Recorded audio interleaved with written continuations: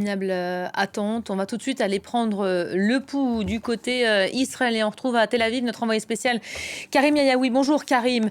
Les négociations donc, on l'aura compris maintenant, se poursuivent. Sur quoi portent exactement ces échanges? Eh bien, le report de ce moment qui devait être un moment de libération pour un certain nombre de familles serait dû en partie au fait que le Hamas n'a pas communiqué une liste des otages qui doivent être libérés. Certains médias israéliens avaient évoqué le fait qu'il s'agira probablement essentiellement de femmes et d'enfants, mais les choses n'étaient pas suffisamment claires et les deux camps devaient tous les deux ratifier un document avant que cette opération de libération ne puisse être véritablement mise en œuvre. Alors évidemment, l'attente est terrible pour les familles et elles espèrent que les leurs leur seront rendus le plus rapidement possible. Mais cette libération ne concerne que 50 personnes et certains seront évidemment déçus, plus que déçus. Ça risque d'être un moment terrible. Et puis évidemment, l'inquiétude est d'autant plus grande au sein de certaines familles parce que elles ont peur qu'il y ait d'autres négociations par la suite, puisque ces libérations ne concernent pas tous les otages et elles s'inquiètent, ces familles, de voir des négociations plus âpres.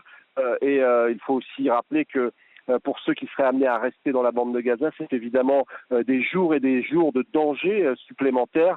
Et donc, c'est une atmosphère entre inquiétude et espoir qui domine. On est à Tel Aviv, sur une place où les familles ont l'habitude de se retrouver. C'est vrai que l'atmosphère est assez lourde, puisque pour l'instant, les choses durent. Rien n'est définitif. En tout cas, c'est le sentiment qu'ont un certain nombre de familles ici. Justement, j'allais vous interroger sur l'état d'esprit, alors pas que des familles des otages, mais plus largement de la société israélienne. On sait que la libération de tous les otages est la priorité numéro 1 dans le pays, hein.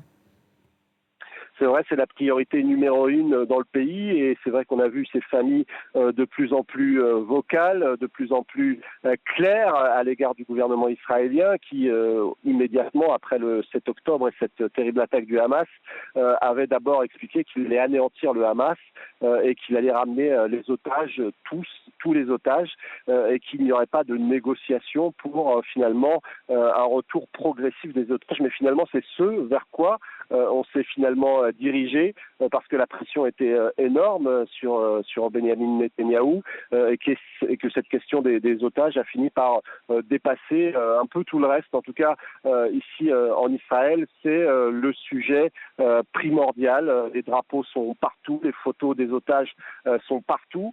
Alors, il faut rappeler aussi que cette libération des otages se fait en échange d'un certain nombre de prisonniers palestiniens.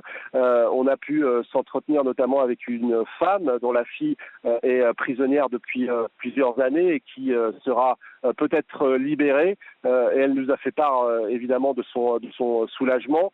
Les deux communautés espèrent grandement que cette opération arrive à son terme le plus rapidement possible. Alors évidemment, du côté de cette société israélienne, le retour des otages ne signifie pas du tout la fin de la guerre. D'ailleurs, du côté des autorités israéliennes, on l'a souligné avec force. Et une partie des membres des familles considèrent qu'il faut continuer à tout faire pour tenter d'éradiquer le Hamas, même si les otages sont de retour. Merci beaucoup, Karim Yayaoui, notre envoyé spécial à Tel